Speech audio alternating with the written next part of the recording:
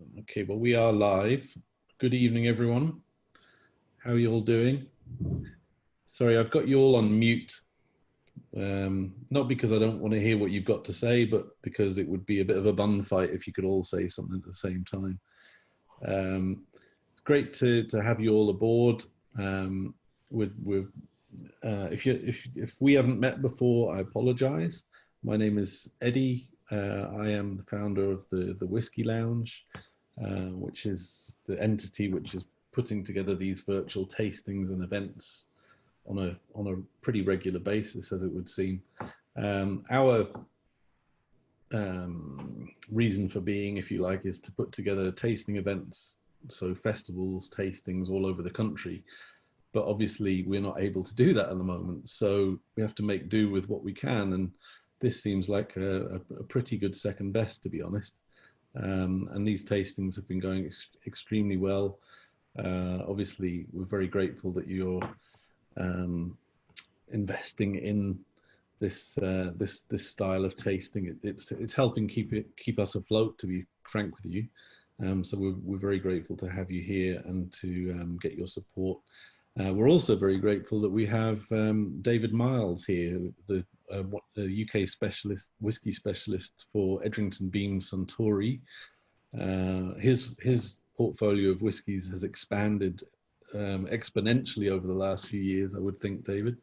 And yeah, I think the last time I remember seeing you, forgive me, my memory is appalling, was at the Oval Space in London some years ago when you did a very good Lefroy tasting for us. Yeah. Jogged some memories. But anyway, David is going to take us through the whiskies that you hopefully have in front of you.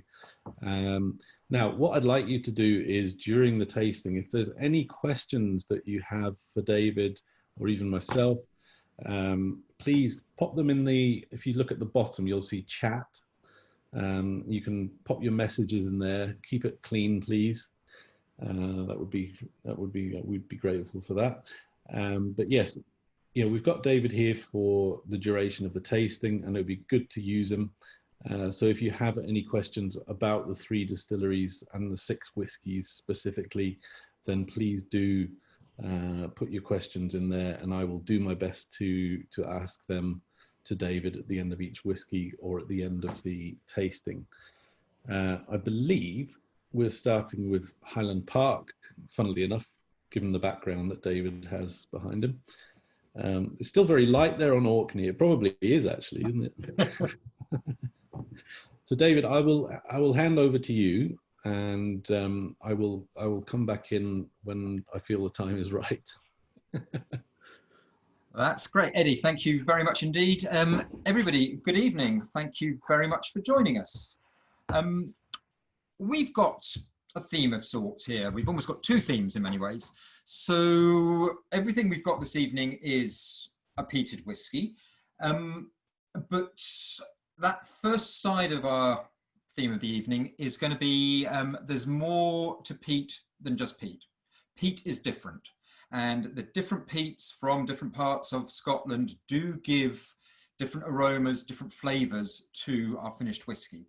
So I want to sort of look at how the peat influences the flavour of these whiskies and helps to make them different from each other. And then we've also got quite a nice little twist, certainly with the first 2 distilleries. We've got sort of classic expressions that they do, but then some very unusual styles, and in both cases, like with the influence of old wine casks, wine barrels coming into play, which is not something that Highland Park or Bowmore have done with any great regularity, and not something necessarily they're going to plan on carrying on doing with any great regularity. But with these different expressions from the distilleries, we have got an opportunity to play around, an opportunity to see the influence of the wood on our finished whiskey, to see the influence of what the wood has been previously seasoned with, how that gives us, unexpected twists maybe on the flavour of our finished whiskey. It is just gone 9 o'clock at night. I can see some people have already poured their drams. I think that's a very good idea. I think everyone should have a glass of whiskey in front of them. So I'm going to start with the Highland Park 12-year-old. I've actually got one of the older bottlings of this. I was looking around in the cupboards because I've always got a bottle of Highland Park 12 somewhere, and I didn't have that bottle. So thank you, Eddie, very much for holding up what the new bottle does look like there. Now, one of the things that I love about Highland Park, the pleasure it gives me, in particular with the 12-year-old here, this is the great all-rounder of single malt whiskey. This is the single malt whiskey that I always describe as being the whiskey to give to somebody if you meet somebody at a bar, a total stranger, whoever, and they turn around for some strange reason, confess to you they've never drunk single malt whiskey in their lives before, and they don't have long there. What should they drink? They've got a chance to have one dram. My recommendation would be do Highland Park 12-year-old, because it has got a little bit of everything that we look for in a single malt. There is some smokiness here, but it is not overpowering. It is not one of the big beasts that we're going to be moving on to. There is a sweetness to Highland Park, but it's not cloying. There is spice there, but it doesn't set your tongue on fire. Highland Park is this great all-rounder of single malt whiskey. And I will probably break this vow, this promise I'm going to make to you now almost instantly, but I'm going to try not to do lots of tasting notes in the sense of me saying, oh, I get all that vanilla and I get the spice and that and that. And we are all going to notice different flavors, different aromas. Yes, there are themes. Yes, there are things we probably will all notice. But if I start going off down some esoteric little route and asking you if you can notice the boiled green gauges, and if you can, as your nose picking up on the dark cherry fruit there, and everyone's going to go, oh yes, boiled green gauges and dark cherry fruit, and somebody's going to go, you know what, I don't even know what a green gauge is, let alone what a boiled green gauge is. I've never boiled one in my life. But I don't want to lead too much in that way along this tasting. You have all got perfectly wonderful working taste buds and olfactory systems. You will get the pleasure of what is in the glass to yourselves there. Having said that, of course,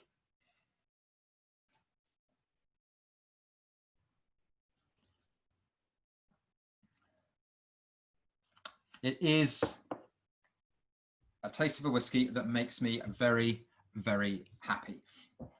And it's got this lovely paradox about it, Highland Park, as a distillery, as a whiskey, that I will stand by my description of it as being the great all-rounder of single malt Scotch whiskey. And the paradox is that it comes from one of the least Scottish places in Scotland. It is the northernmost distillery in Scotland.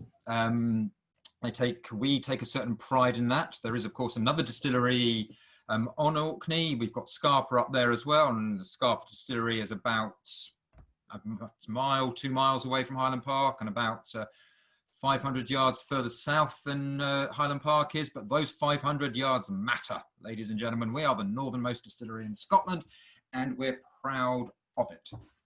But Highland Park, the Orkneys are not very Scottish, and there is a reason that the Highland Park bottles in their latest design are really playing up this Viking history and heritage. And we've got Viking Honor and Viking Legend, and we released the Valkyrie trilogy, the Valkyrie, Valknut, Valfather, and we've had the Range of the Gods, and everything is about the Norse Viking history and heritage. So honestly, yes, this is marketing. Of course it's marketing. And the marketeers came up with this wonderful idea, and this is what we've gone with. But it is marketing that is based very much on the reality of the distillery, the reality of our location, our culture, history, and heritage. The Orkney Islands are far more Scandinavian, Viking, Norse in that background than most of the rest of Scotland. Up until 1472, the Orkney Islands were not Scottish. They were part of the Greater Viking Empire. In fact, they were given to Scotland as a dowry when the daughter of the King of Denmark at the time was married to King James the Third, I'm going to go for, King James III of Scotland. So they have not been Scottish for that long. Indeed, if you're standing at the distillery, just on the outskirts of Kirkwall, if you look south, Edinburgh is about 300 miles away. But if you look to the east, then Stavanger, the Norwegian coast, is about 300 miles away. Just geographically, we are pretty equidistant between the centres of these two different cultures and countries here. If you're in the Orkney Islands, even to this day, a lot of Orcadians, they still have surnames. They are the Magnussons and Ericssons and Ewansons. There are not that many McGregors and MacDonalds and Campbells in the Orkney Islands. The history and heritage and culture is very different. So this is why we have this Viking mythology attached to the brand. This is why we are using it as part of what Highland Park is these days. But the other thing that really contributes to Highland Park's character, and now more to do with the taste of the whiskey in the glass here, but this too is to do with our location. Because where the Orkney Islands are, right up off the north coast of Scotland, we are basically pretty close to where two huge weather systems collide. We've got the warmer waters and weather of the Atlantic stream coming up from the South Atlantic, and we've got the Arctic weather coming down the other way, and these two weather fronts collide, which means that the weather in the Orkney Islands is pretty constant.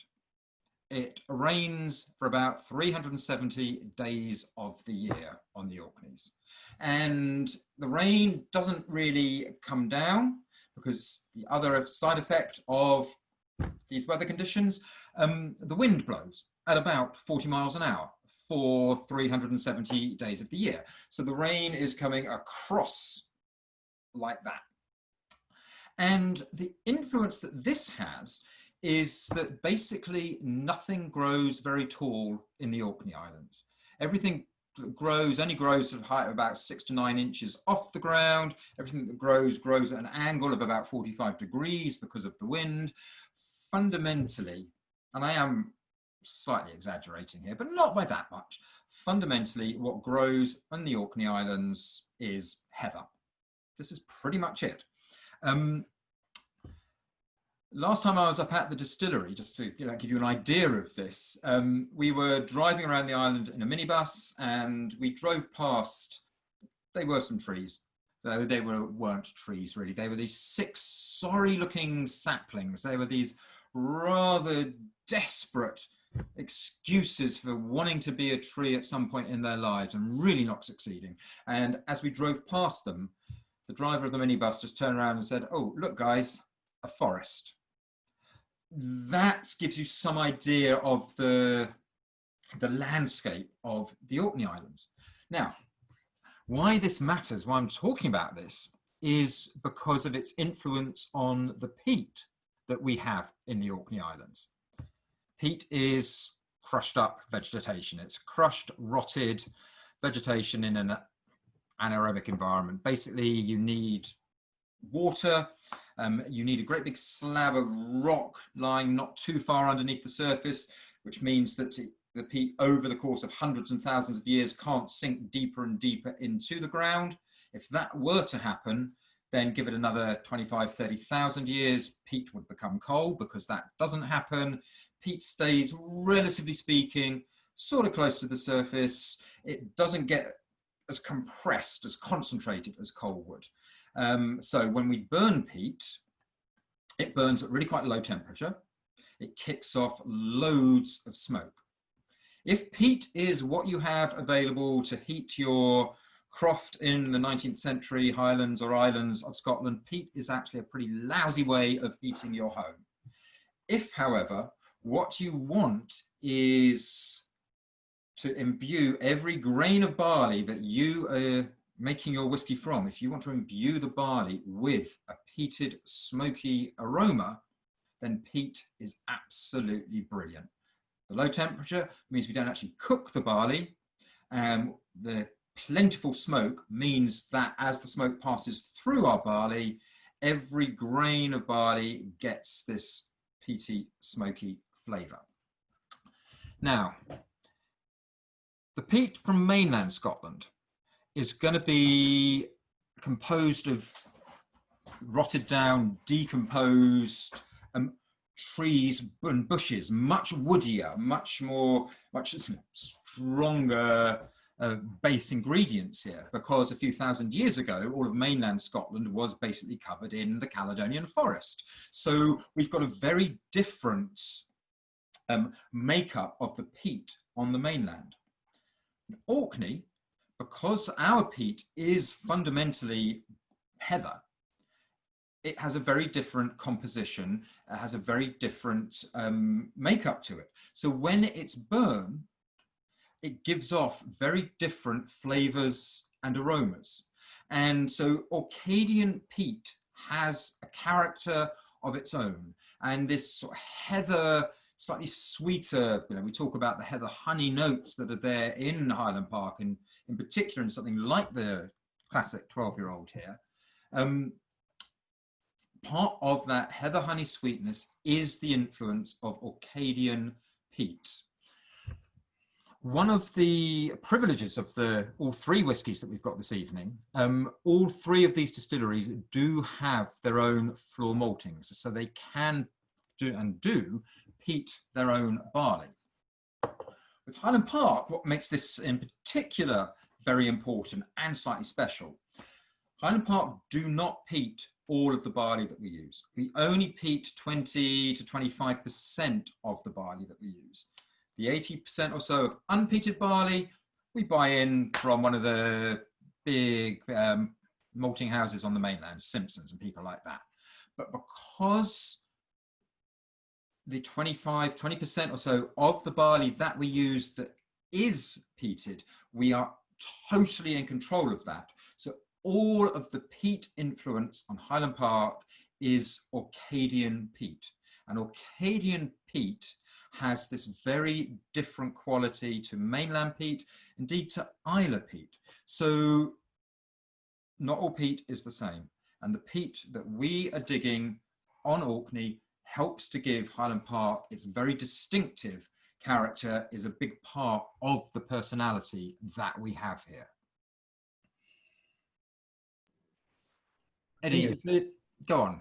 No, I was just going to say it is genuinely fascinating that I think a lot of people, perhaps less, how should we say, educated than the folk we have on here today,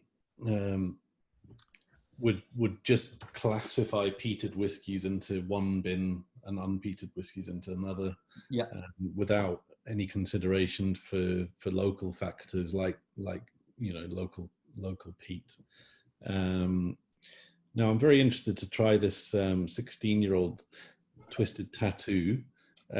We don't have no questions so far, David, which is generally a good sign. It means you're covering all bases. So I think we can probably move on to the next whiskey. Certainly. Well, Twisted Tattoo, the Highland Park. So this is a 16-year-old from Highland Park. I've got to get this right, holding it in front of my body and nearly managing there. Bottled at 46.7% ABV. And what we have here, so now our lovely point of difference with this whiskey. Classic Highland Park is all about maturation in old sherry casks. Highland Park's owned by the Edrington Group, who also own Macallan. There's basically a very similar cask policy between Macallan and Highland Park. We are all about that sherry cask influence, right up until we get to Twisted Tattoo, which basically has no sherry cask influence to it. There's two major influences on the flavour of the Twisted Tattoo here. First fill bourbon barrels and a large proportion of Rioja casks. So we're combining American oak, charred, ex-bourbon barrels, but first fill. So we're going to get a lot of that American oak flavour, the vanilla, the coconut, the tropical fruit notes we expect from American oak, sort of that fresher citrus notes coming through. But we're also getting this rather unusual for a Highland Park, this red wine. So this sort of slightly drier, lighter red fruit notes coming through.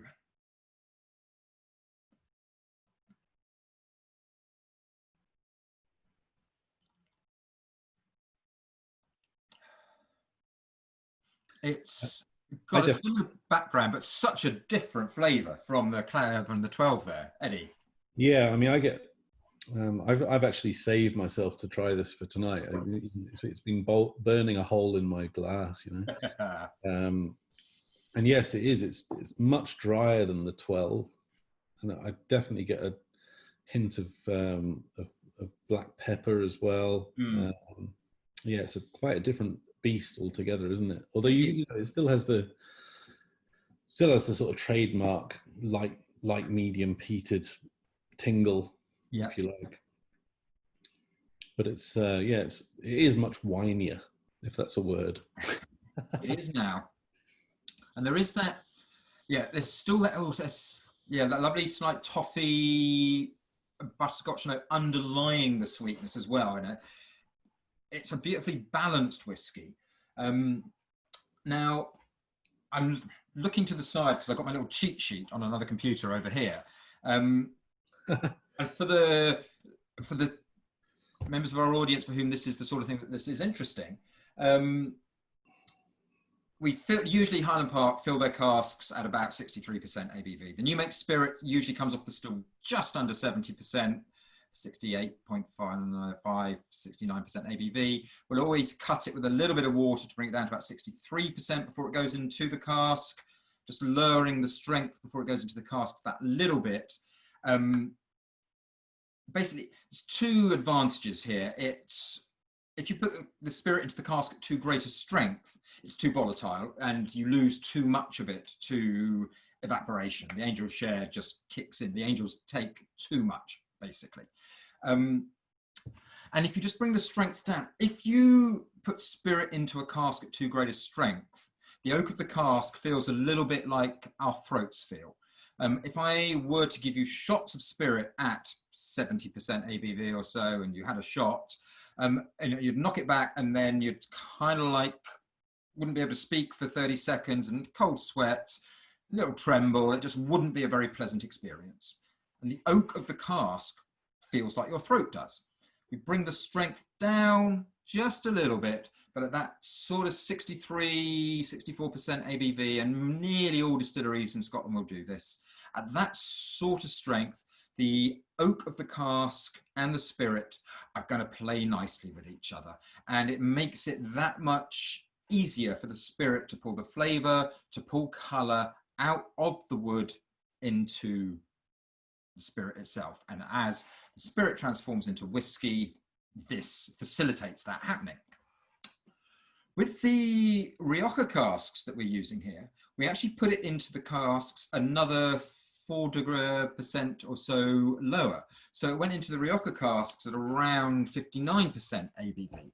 Now, I have to be honest with you, I do not know exactly the reason for this, but I'm going to guess that the distillery team, Gordon Motion, the master distiller there,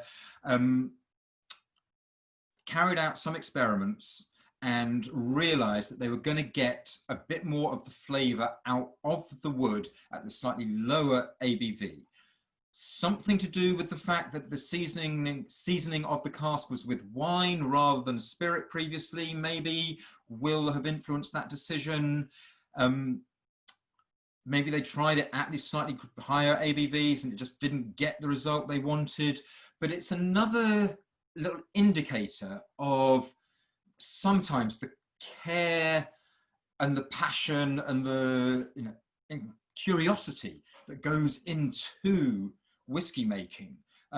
Actually just putting the spirit into a cask at a slightly different ABV according to what the cask had in it previously is, well, to be honest with you, it's not something I'd really considered right up until this moment. It's not something I'd really considered until I looked around and saw that, they had told me that they'd done it at this different sort of strength. But I think that it is that sort of thing that just helps contribute to whiskey being so eternally fascinating, and the fact that there's always more to find out. And it is, you think you know about the cask, and you think that, oh, they use old bourbon barrels, or it's sherry cask, or we're having a wine cask now. And then it's all these other factors as well. We're going to put it in a different strength. And all of these little variables are going to give an impact. They're going to have an impact on the flavor as it develops in the cask over time. And it's these little variations that give us the whiskey of this sort of quality that we get at the end of the maturation, at that moment when we actually crack that bottle open there. So we've gone from an absolutely classic Highland Park expression in the 12-year-old to a really unusual Highland Park, one that might well not be happening again. There were only a few hundred casks that went into the Twisted Tattoo. If we didn't lay down another couple of hundred Rioja casks, and I have no reason to believe that we did, and we will not be producing something exactly like this ever again. So please enjoy it while you can. Couple of questions come in, not immediately apparent on the front of the bottle. Assuming at 46.7%, the whiskey has been left unchill filtered. Yeah, well, again, my little cheat sheet here. I'll look at the back of the bottle. It has actually, what I have got on my little sheet here is, it does say that it's been filtered at 4 degrees Celsius. So if you're filtering at 4 degrees, that is pretty much non-chill filtered. You're not really chilling your whiskey if you are doing it at 4 degrees up in Scotland. So I would have assumed at 46.7 it is non-chill filtered. We certainly haven't put it down very cold at all there. So as near as damn it to non-chill filtered is the solution. Yeah. And you mentioned that there was only a couple of hundred casks. What do you know the bottle count for this limited edition? I don't off the top of my head. No, afraid not. If someone wants to do the maths and work out what losing about 1.5% angel share, it's 153 Rioja casks, which were 220 litre. So we've got 153 220 litre Rioja casks, and then, head hurts. And then 70 first fill bourbon. So 70 times 200. I mean, it's not a tiny limited edition, but it's actually that's be quite a limited edition, on a global run certainly, and there's certainly not a UK exclusive, I don't believe. So get it while you can. Yeah. I'm really not here to try to encourage you to buy whiskey here. That's not my role. But if you are enjoying it, there would be my subtle hint. It won't be around forever and a day. That's for sure. I mean, I've tasted a lot of limited editions from Highland Park, and for me, this is possibly one of the most interesting in recent times. And I think cost-wise, it actually represents pretty good value for what it is. Somebody's asking, isn't chill filtering just cosmetic to reduce cloudiness? Ostensibly, yes, it is, Peter. Although some people feel that you actually lose a certain amount of texture from the whiskey, not necessarily flavour. So I don't know. There are as many people for it as there are against it. So I would say that it's down to personal taste. I think personally, I prefer non-chill filtered because I do believe I can detect the texture, the kind of oiliness, if you like, of the whiskey. And for me, whiskey is all about experience, not just flavor. It's about how it feels as well as how it tastes. So that's just my spin on it. But that's not to say avoid chill filtered whiskies, for crying out loud. No, absolutely not. And there's a, I guess almost the reverse catch to that there. So yeah, distilleries, brands get chill filtered because in colder weather, whiskey can go cloudy as the temperature falls. But this cloudiness is basically caused by, it's the congeners, the flavor molecules that are in whiskey. They are sort of held in place by the alcohol. As the temperature drops, the alcohol loses its grip, loses its strength on some of these flavor molecules, some of the fatty acids that are there. So the fatty acids split away, and that causes the cloudiness. It doesn't affect the flavor in any way, but it's not going to look particularly appealing in a bottle. If you had a choice between a bottle of cloudy whiskey and clear whiskey, pretty much everyone's going to go for the clear whiskey. So this is why chill filtration occurs, because what chill filtration does is it strips out those fatty acids that would split away.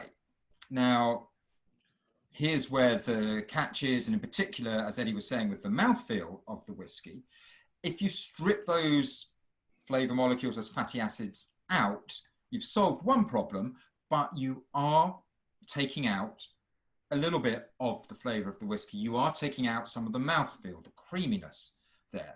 This is the objection to chill filtration. So if you don't chill filter, you keep all of those flavor molecules. Theoretically, you will have a slightly more flavorsome whiskey. It's going to have a slightly richer mouthfeel. What you will notice, however, is that with, I can think of one, and I think I saw maybe two, but let's say one exception, every whiskey that you see that proudly proclaims itself to be non-chill filtered will always be bottled at above 46% ABV.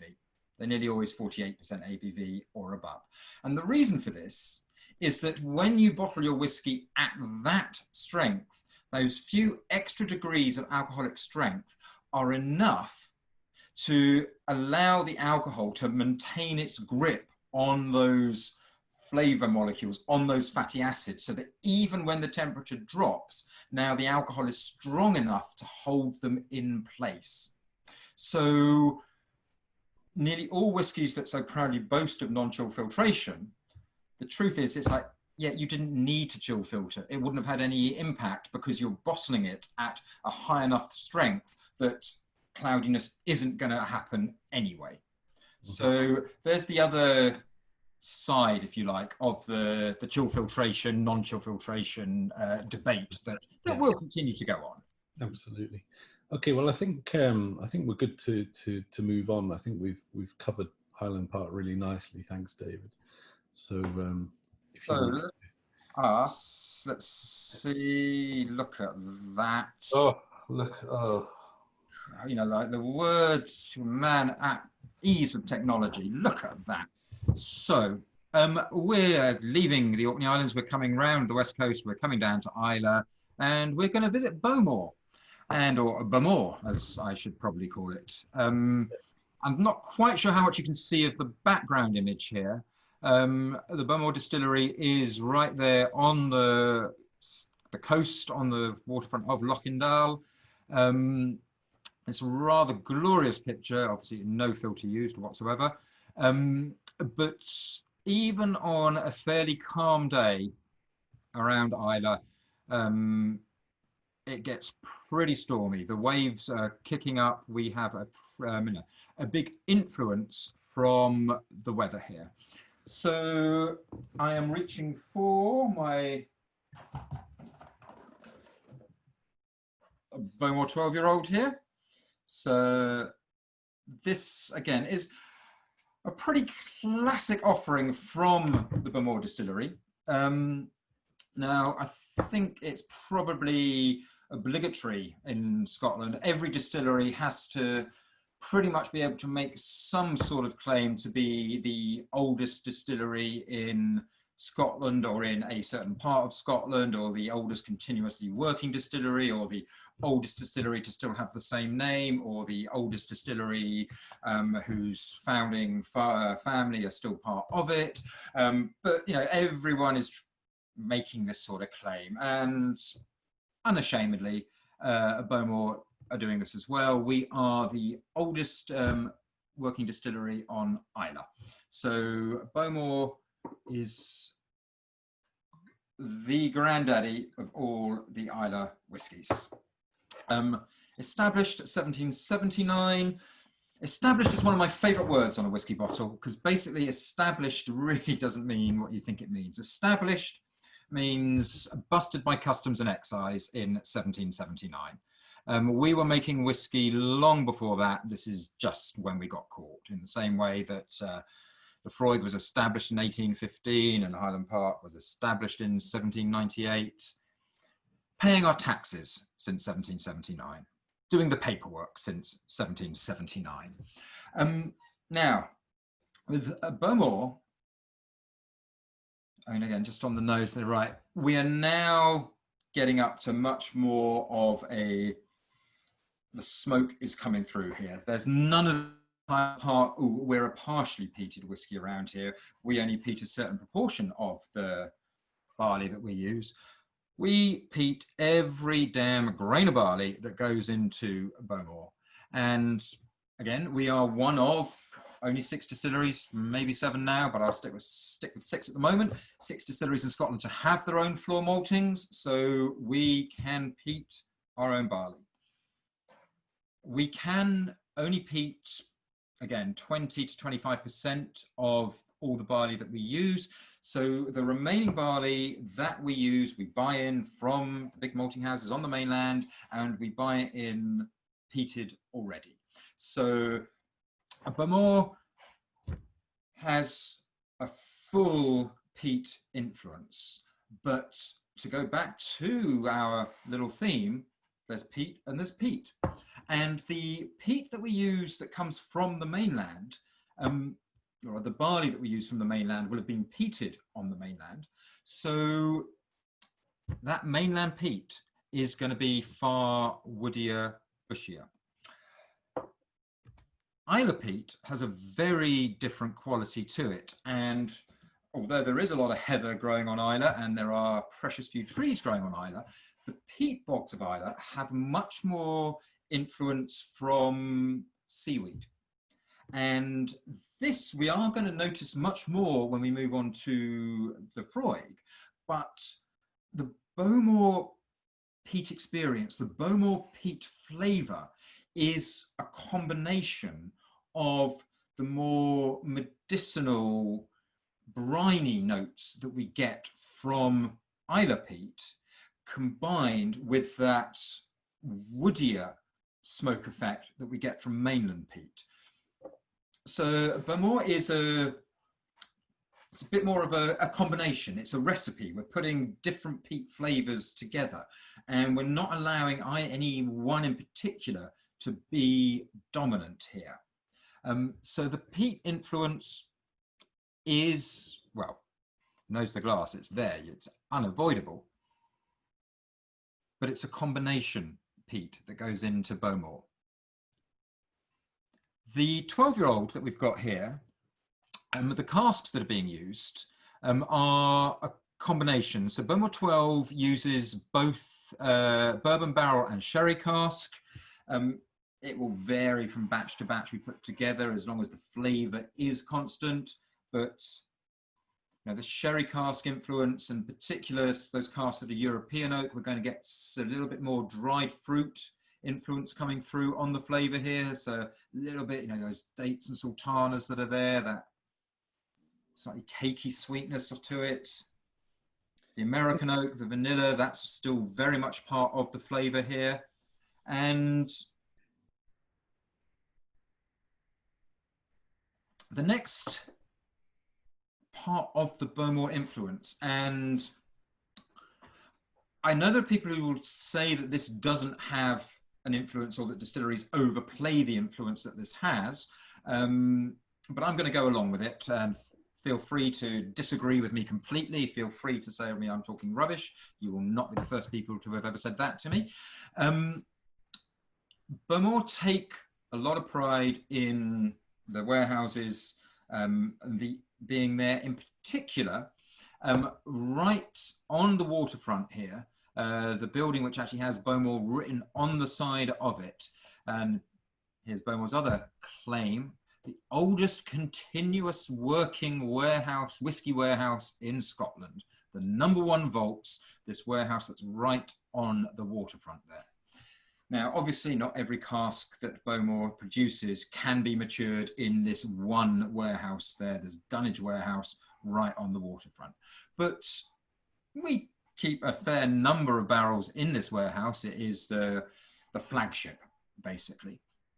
But if you just look at what the sea is doing on that image behind me, and this is a pretty calm, peaceful day over on Islay.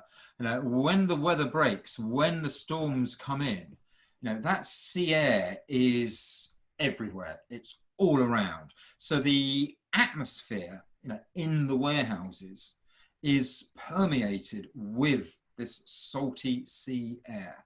And with a number of Bowmore expressions, there is this briny, slightly sea salty quality that is there.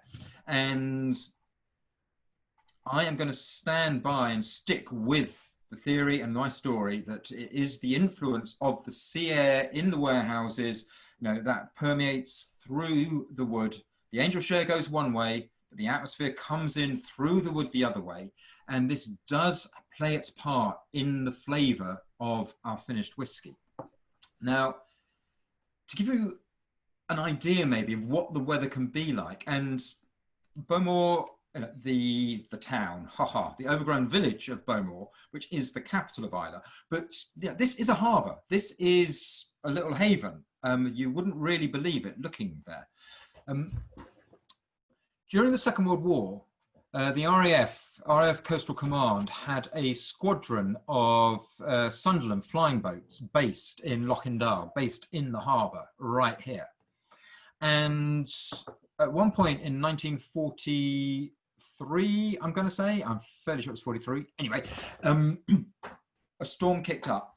Such a bad storm that although the flying boats were moored in the harbour here, the crews of the flying boats all had to get out onto the flying boats.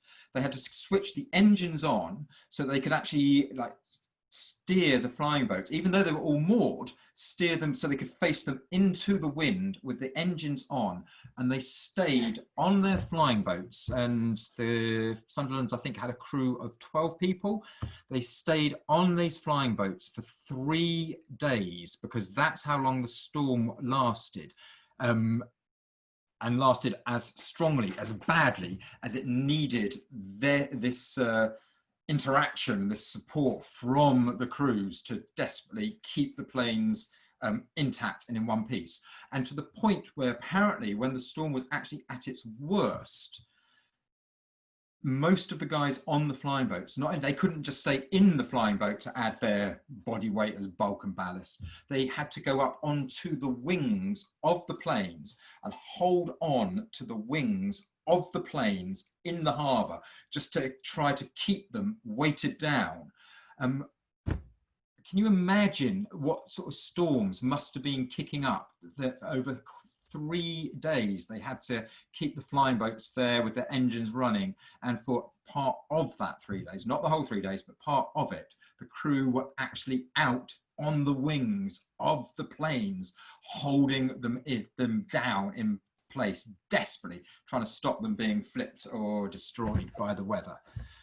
The storms aren't like that all the time, but it does give you an idea of the impact that the weather has on the life of people on Islay, and the impact that that weather will have on barrels of whiskey maturing in the warehouses that are there right on the seafront here in Lochendale on Islay. Eddie, are there any comments or questions or from? No, I mean, I've got a comment, which is, I mean, I've been tasting Bowmore for many, many years, and I think that the 12-year-old expression has to be on form above all else, because obviously that's the main flagship, if you like. And for me, that 12-year-old Bowmore is just tasting so good at the minute.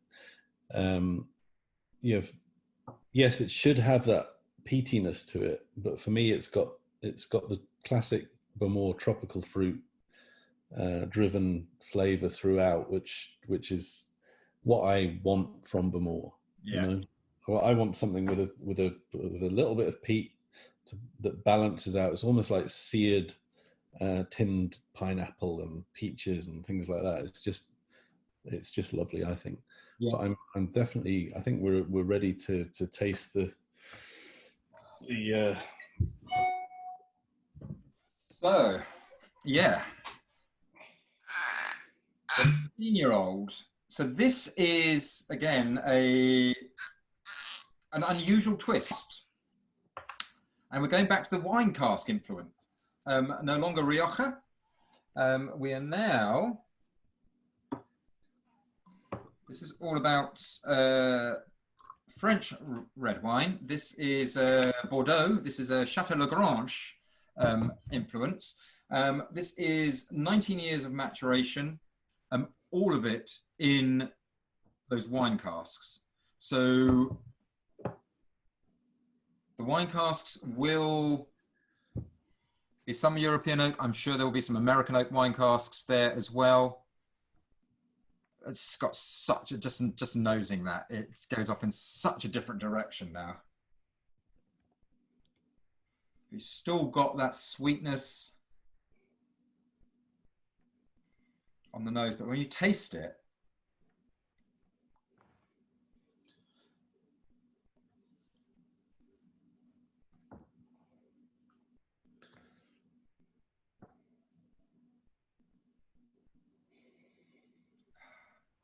Are you still with us? I'm sorry, I am. I was just I was on a little reverie there. It's and I'm just going to go back to the 12 to sort of just compare it next to it. It's yeah.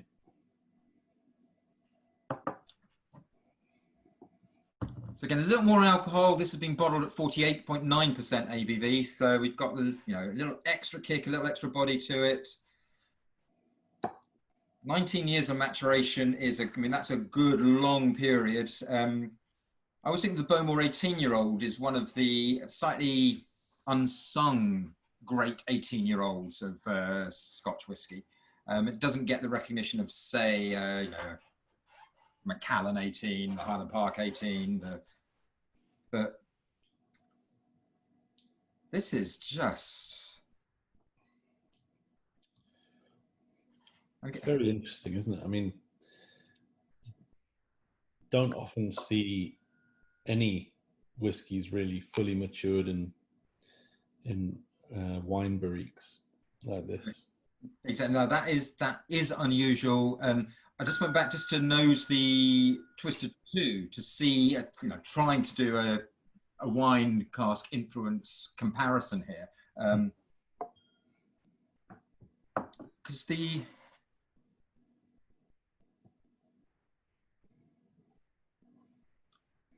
difference between the Bowmore 12 and this 19, it's not, I don't think, for me, it's not that really apparent difference in dryness that we got between the Highland Park 12 and the Twisted Tattoo. You know, the Twisted Tattoo had that drier quality to it. Maybe that's something more tannic.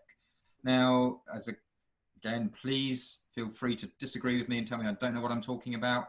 But this Bowmore 19, I don't notice as much of a difference in that sort of moving to a drier flavour with the 19. I'm getting, you know, this. I mean, the peat smoke is still there.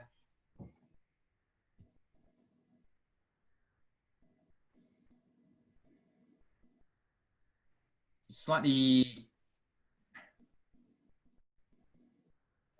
almost a slightly sort of wood shavings note coming through, like that slightly dry. I get the fruit. The fruit is there, Eddie. It really is, isn't it? But it's maybe, again, slightly more red fruit, slightly more strawberry, more raspberry, rather than those tropical fruits. Yeah, I think the tropical fruits survive, but they're joined by maybe peppered strawberries and some slightly darker flavors. Bonus. The peppered note, that is that little extra spice kick coming through, definitely. That's definitely a trademark of most wine cask whiskies I can remember. I mean, certainly if you try Starward Australian whiskey, one of its trademarks is that it uses red wine casks from the locale, and all of its malt whiskies have that pepperiness, so it doesn't surprise at all. But it's very mouth-filling. It possibly tastes more than its 48.9%. It certainly tastes, to my mind, more intense than the Twisted Tattoo. Not necessarily better, just slightly more intense. It's very nice indeed. Not disappointed at all. Good. I am glad to hear that. I don't think it's not a secret in any way, but one of the things you'll notice with any whiskey from the Beam Suntory portfolio that do have a wine cask influence is that more often than not, that wine cask will be from Chateau Lagrange, because Suntory bought Chateau Lagrange a few years ago. So it's almost, and now we have this possible debate. So did they buy Chateau Lagrange because they wanted to get their hands on wine casks to mature their whiskies in, or did they buy Chateau Lagrange because they just wanted to have a really good Bordeaux Chateau in the portfolio so that they could get their hands on some really rather fine claret to drink back in Japan? But the Lagrange influence is some of the Auchentoshan wine casks finishes but that will be Chateau Lagrange as well. So it has its role to play in the world of whiskey now, without a doubt. For sure. Well, I mean, obviously, with more and more distilleries being built, more and more demand for high quality casks, aside from anything else, people are looking further and farther afield for their casks, and wine casks are quite high up there as well. So I do think that we will see a lot more wine cask whiskies as among other things, but I would say that's a pretty successful experiment. Good. And actually, just mentioning experiments, the SWA having relaxed their regulations fairly recently, so suddenly old tequila barrels and stuff, which gives access to interesting flavors, but as you've just highlighted there, just means that it gives access to more casks, full stop, which, with the growing number of distilleries and the growing demand for whiskey, because we are all so, interested in and drinking so much more whiskey. God bless you all, ladies and gentlemen. Yeah. Well, I think, the elephant in the room is bourbon in America, and every year there is this kind of threat at some point that they will change their laws, and suddenly they'll be allowed to use secondhand casks, which would pose some interesting challenges for the Scotch whisky industry. It really would, absolutely. And I think, yeah, I think there's definitely a slight dread that may come to pass at some point. But yeah, it'll be interesting because I mean, if you think on a larger scale, the drinking habits of so many influences the flavors, particularly in Scotch whisky. Because obviously sherry fell out of fashion some time ago, and therefore there wasn't enough sherry being drank, and therefore ergo not enough sherry casks to sustain the that side of maturation in the whiskey industry. And then obviously bourbon comes knocking after prohibition, and then we have a complete shift in flavor profile. And I wonder how long it will be and what that will look like, when the next major shift occurs. And it's quite interesting to think about that, really. Absolutely. And just to hazard a guess, if that were to start, the bourbon industry changes its rules and regulations, I think you'll suddenly see a huge increase in the some development of English oak casks and Scottish oak casks being used because we will have to. Well, Alex and Michelle says that we'd have to start making Euro bourbon. I quite like the idea of it. I'm not quite sure how it would turn out. I mean, I have to say I'm a big bourbon fan, and I love rye under certain circumstances. But for the Scotch whisky industry, it's all about those casks. That constant feed of good quality casks.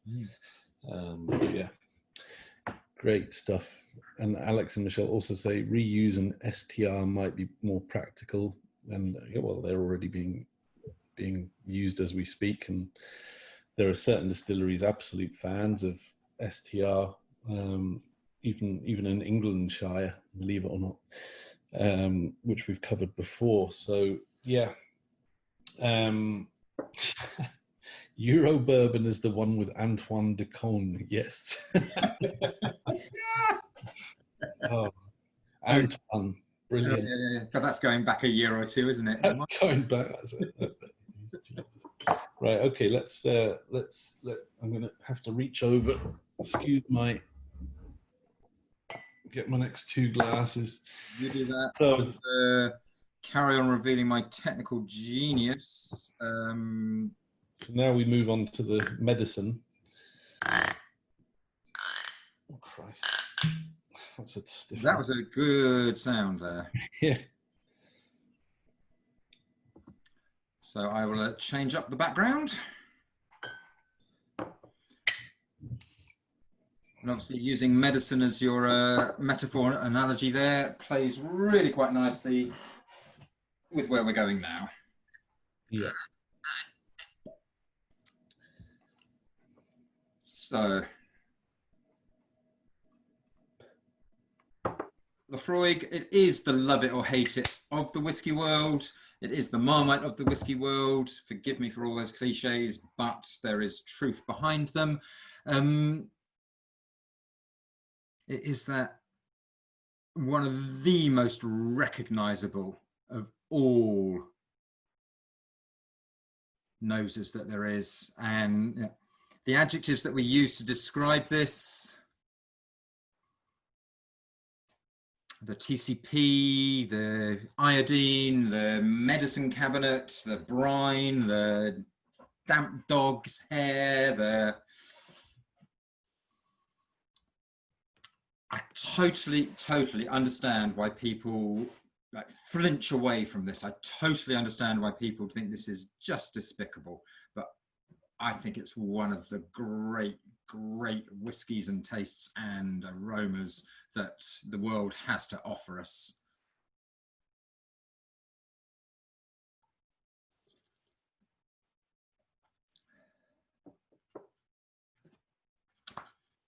And again, so the peat influence with the Laphroaig, our third distillery, and yet we've still got our own floor maltings at Laphroaig, but pretty much similar figures with Bowmore and Highland Park. We can only peat about 20 to 25% of all the barley that we use. But the rest of the barley that we use, yeah, it's all peated. But with Laphroaig, it all comes from the Port Ellen maltings, just round the corner from the distillery. So Laphroaig is 100% peated with Islay peat. So that seaweed influence is far more noticeable, far more dominant than it was in Bowmore. So Bowmore, it's part of the recipe. It's the seasoning, it's an ingredient.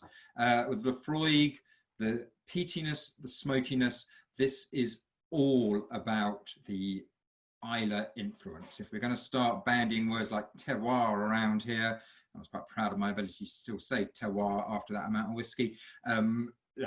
Laphroaig is what Islay contributes to the flavour of the whiskey here. So that's what the peat influence is here. But again, there's more to it than that. And it is these little tweaks, the little differences that help contribute to the character, to the quality of the finished whiskey.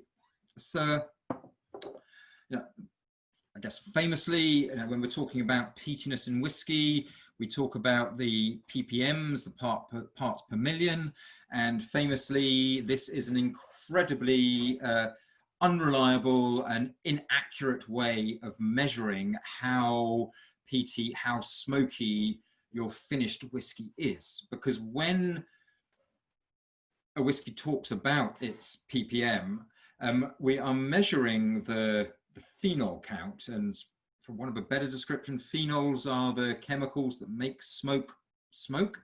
We measure the phenol count, we measure the ppms in the barley when it is being just after it has been peated.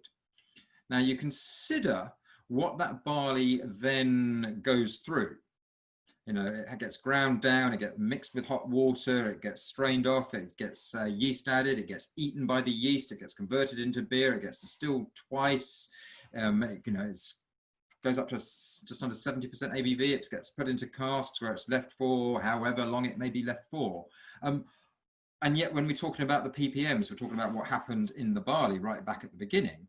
That is actually going to have a very inaccurate reflection on what is actually in the bottle and the peat levels that are going to be in the liquid in the bottle here. So I can tell you that Laphroaig, the ppms are usually 45 to 50 parts per million.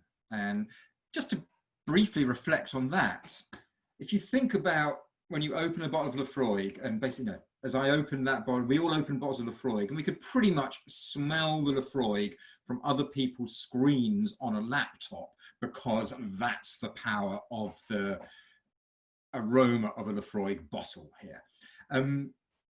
It's so noticeable. The smoke is what you get. And yet, actually, it's only 50 parts per million of what's in the bottle. That's a tiny amount. So 40% of what is in that bottle is alcohol, 59.5, 0.6, 0.8%, whatever, is water, and that point something percent is the flavor, is the fatty acids, the congeners, all the other things that make it whiskey. And of that, 50 parts per million is smoke. Put that into a decimal, reverse that. So 0.000005% of the liquid in that bottle, of that liquid in that glass, is actually smoke. That's a ridiculously tiny amount, but look at the influence on the finished flavor. It really punches above its weight in that sense. But there are certain other ways that you can play around with the peat levels, with the smoke levels of your whiskey through the production process. So in particular, the strength you bottle it at, the greater the strength, therefore the less you dilute it with water, the more smoke flavour you're going to get. The longer peated whiskey matures in the cask, as a general rule, older peated whiskies tend to be slightly less smoky. We tend to lose peatiness. It is as if the peat molecules that are there in the new make spirit, they are attaching themselves to the wood of the cask. They're being sort of extracted from the whiskey as it matures, as all the other flavour from the wood comes into the spirit from the cask. So there's always going to be exceptions to this rule, but an 18-year-old, a 21 or 25-year-old Lafroig will be less peated than a classic 10-year-old here. But in the Lafroig production process, so our distillation, Lafroig's slightly unusual. Lafroig have an odd number of stills. We've got 7 stills in the Lafroig distillery. We've got 3 wash stills and 4 spirit stills. And we've got 3 wash stills that are all identical, and we've got 3 spirit stills that are all identical, and we've got 1 spirit still that is a little bit different. It's just a different shape and a different size. Not a huge amount of difference, but it is bigger than the other spirit stills. It is slightly taller than the other spirit stills. And at the distillery, we always try to make sure, we always ensure that every batch of new make has a certain amount of distillate from still number 7 mixed in with it. It helps to give Lafroig the quality, the character that it has. But for all of the spirit stills, when we are distilling, when we take the cut, Lafroig take a late cut. We take a cut much later than most other distilleries. And the reason for this is that it is later in the run where the peat aromas and flavors tend to come through. So if you take a cut earlier, I'm not going to get into exact figures because I'd get them wrong, you're going to get more new make spirit with less of the peaty flavor. By taking a later cut, we actually ensure that we're keeping more of the peaty flavor. But you can you can imagine that there could be other distilleries, other new make, creating new make spirit. Their phenol count, their ppms could be just as high as Lafroig, could be even higher. But if they're taking a more traditional cut, the new make spirit will actually have less of those peat aromas in it. So it's just another indicator of how these little differences influence the flavor of our finished whiskey. We take a later cut, it just means that we keep more of the smoke in our whiskey here. So this is the Classic 10. It's a gorgeous whiskey, but I'm fairly sure it's not something that is unusual for you. I'm going to hazard a wild guess here. Just about everybody on this call was probably drunk Lafroig 10 before now. However, quite probably, but it never hurts to revisit the classics, does it? It doesn't, does it? And it gives us a great base for where we're moving to now. And Eddie, you were saying the Highland Park, the Twisted Tattoo, you'd just opened that bottle, the first taste you'd had of it. My cask strength, batch 12, Lafroig 10, that I'm opening here, this is going to be my first taste of this. So I am really looking forward to this. So if you've got your bottles to hand, please join me. So 60.1% ABV. Oh, yes, this is where I have to explain to everyone. So there's a couple of things you need to note about this, your tasting cards and also the label on the miniature bottle. Essentially, they're wrong. I think I must have been daydreaming when I was putting this one together, but this is batch 12, not batch 19. Batch 19 is somewhere in the far-flung future. So this is batch 12. And as David quite rightly points out, bottled at 60.1%, not the 50-something odd percent that I've put on the tasting card. So apologies for that. But yeah, you might want to make a note that this is actually batch 12, not batch 19. But this is the latest batch. Be sure of that. Anyway. it's a much deeper color, the cask strength versus the regular 10, isn't it? It really is. Is that a higher proportion of first fill bourbon, do you think? Possibly, and honestly, partly just not quite, not diluted. So, same with, by not bringing it down to 40% ABV, we're also not diluting the color with the water there. Ooh. That'll take the hairs off your nose and put them on your chest. Redistributing everything in my physiognomy there. That's David, I think I can see a hair growing on your head. and that has not happened for a good few years, as you can tell. It's like the eyebrows are like rearranging themselves, and Yeah. Don't worry, I'm following not far behind you, to be honest.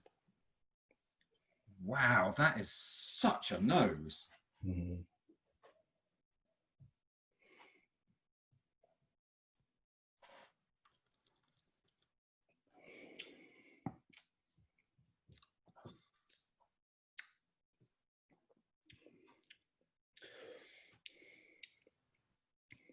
Oh yeah, I mean that's black pepper, that's cream, that's. It's actually quite soft, I think. It's quite succulent and juicy, and possibly not quite as heavyweight peated as I expected. Certainly, I think the regular 10 actually exhibits more traditional of the medicinal peaty flavors.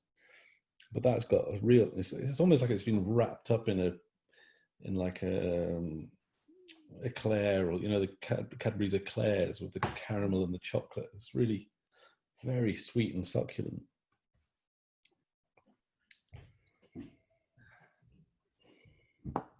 Ooh, that really is some.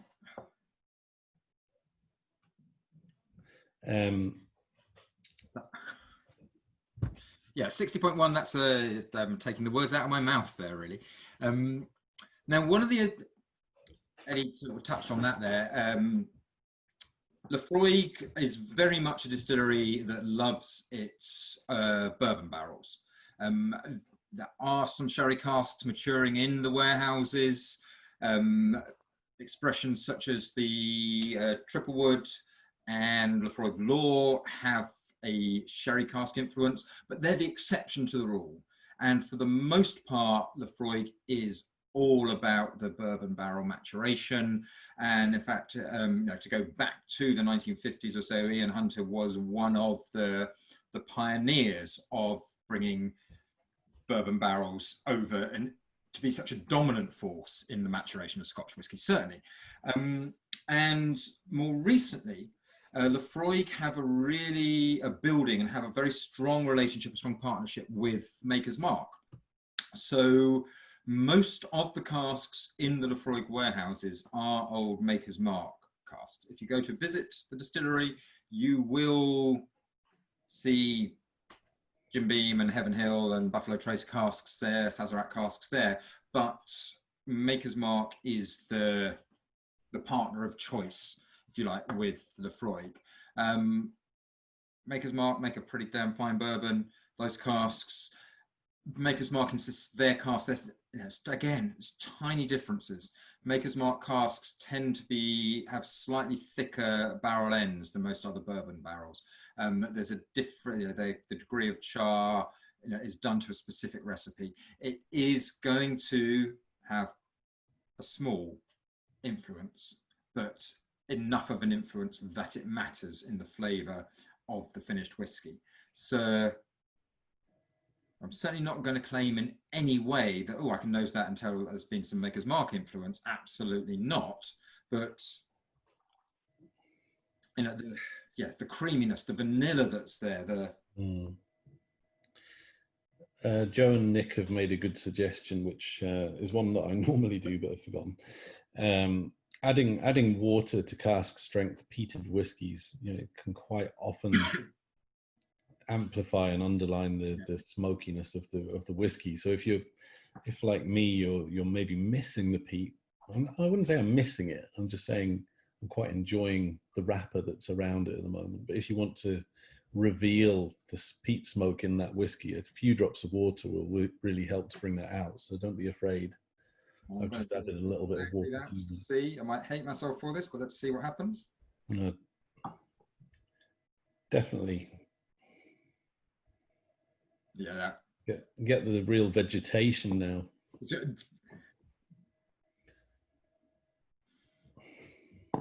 Yeah. Unreal, says Richard Turner. Well, it brings out the. Oh yeah, there you're getting the sort of that slight almost tropical fruit coming. Yeah, but you get the sort of bracken and the ferns and all that kind of stuff. It's lovely, lovely.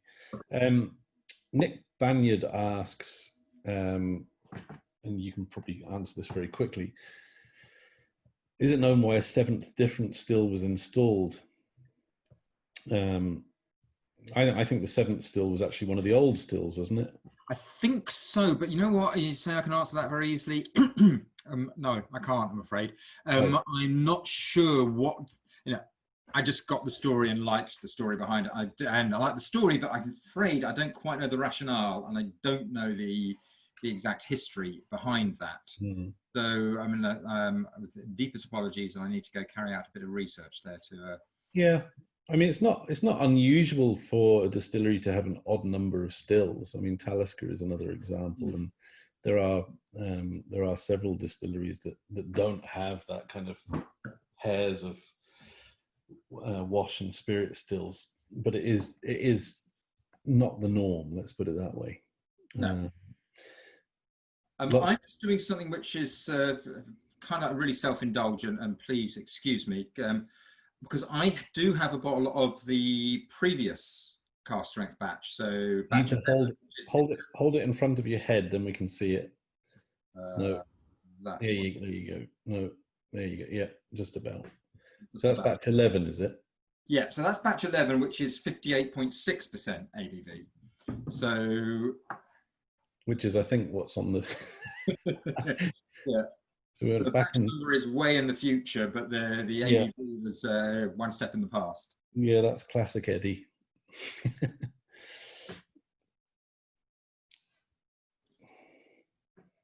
No, it better not be better. It's not, but it is different. It's kind of got the creaminess. It doesn't have the... And again, I'm going to have to add just a tiny bit of water just to get the... Just while you do that, quite a funny quip here is perhaps a chance to start a new legend here. Maybe start banding around the story that you heard they won the seventh still in a game of cards with the manager Ardbeg. Yeah, I like that. Keep that one for a rainy day. Well, it is part of the Lefroy, mythology, but history that they're back at the early 20th century or late 19th century. They basically, turned up to work and there was no water coming down from the reservoir because the next distillery along had diverted the. Yes. Well, that next distillery along would be Lagavulin, not Ardbeg. Let's not. Let's cast the stones at the right people. Yeah, well, I mean, there was basically an ongoing feud since the earliest days of Lefroy with Lagavulin. So, yeah, I think it was only resolved in the early 20th century. I think in the end. Yeah. And I'm sure this is no longer part of the feud, but it did make me smile when I've been up at the distillery, and they basically don't do food. They don't do any lunch at Lefroy, but then nearly always the recommendation from the people working at Lefroy is, but if you go down to Ardbeg, they've got a really good visitor centre, and the food there is really good. So yeah.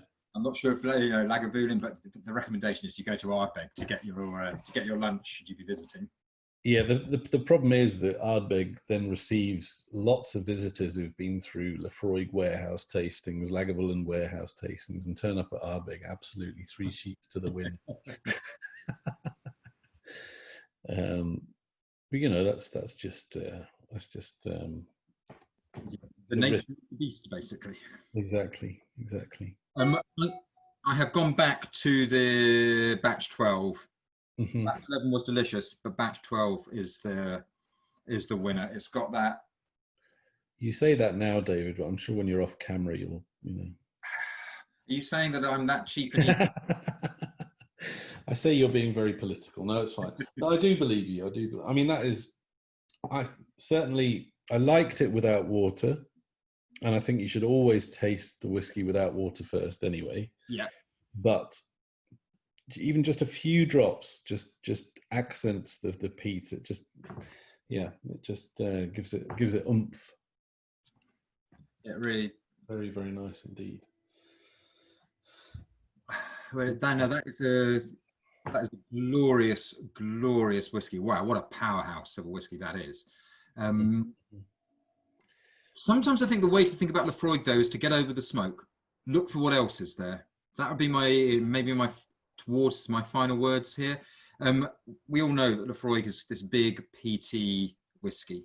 What else is there? Because if it was just about the peat, then really we just got smoky moonshine. And actually, it's everything else. It's that creamy quality that's there. It's the pepperiness. It is the tropical fruits that you can find. You know, this is what makes it a complex but an exciting whiskey as well. Oh yeah, for sure, for sure. I mean, it is a peaty monster, but it's not just about peat. I mean, personally speaking, what I'm drinking at the moment, or what I'm preferring at the moment, is probably somewhere around Highland Park Bowmore levels, medium peated. Yeah. But I still dabble in the hard stuff if I have to, and I still love it. You know, I mean, it's almost like Aussie Shiraz in the wine world. You know, it's something that you come to. It's got big, bold, obvious flavors, and it's very alluring, very attractive, and you know, you do go back to it now and again. But I think all of the whiskies tonight have been really, really, you know, very interesting, very, very good. I mean, I still think back to the Bowmore 12. I think that's just so well balanced, and the 19. If I had to pick my favorite pair, I'd probably go the Bowmores. You know, if you had to push me, right. That's possibly down to my personal taste at the moment, and I suspect that I could quite comfortably drink either of the other pairs. What about you? What was your personal preference at the minute, David? I've got to say, I'm going for what we finished with. I have really enjoyed the Lafroig there. I would be very happy drinking anything that we have just drunk here. I guess part of it, things like the Twisted Tattoo, even the Bowmore 19, I think they're really interesting experiments, and I really like finding out what you can do and what that cask influence is and where it goes. And then push comes to shove, Mm-hmm. and come back to that is what I, you know, that classic Lafroig intensity, power, and then the subtlety behind the power. That's what I really love in a whiskey. Yeah, yeah. And I'll change my mind tomorrow. Absolutely. I mean, it helps also if you've been to the island as you have and I have, and experienced island life. It just connects the whole thing together, doesn't it? And if the one thing I would urge you, and I say this whenever we're doing Isla whiskies, particularly, get yourself to the island. It's a wonderful place to visit. They're very welcoming. They're very used to visitors now. But it's, you know, if you go out with the festival, anytime apart from those 2 weeks at end of May and June, beginning of June, you'll not find too many other people there. So you can find seclusion and peace, which is part of the reason we go to these places. Absolutely. Apart from the lovely whiskey and it's where I saw my first golden eagle. Was yeah, things like that make it really special. Absolutely. Okay, well, what I'm going to do is, everyone's been very quiet, but that's because they're muted. So what I'll do is I'm going to unmute everyone and see if we can be civilized.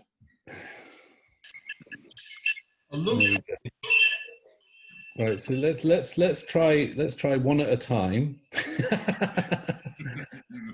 Well, I hope you all enjoyed the tasting, ladies and gents. Thank you. Has anyone got any questions at this time, or are you pretty happy with what you've seen and tasted? Excellent, thanks.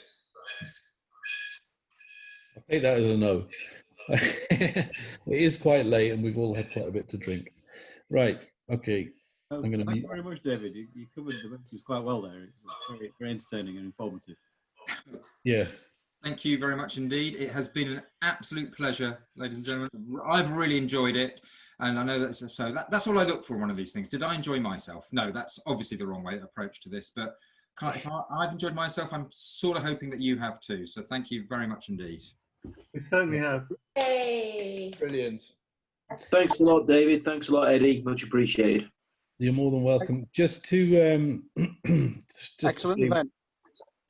Thank you. Thanks, Rich. You look a bit sunburnt there, by the way, mate. Bit of surfing. Bit of surfing. Oh,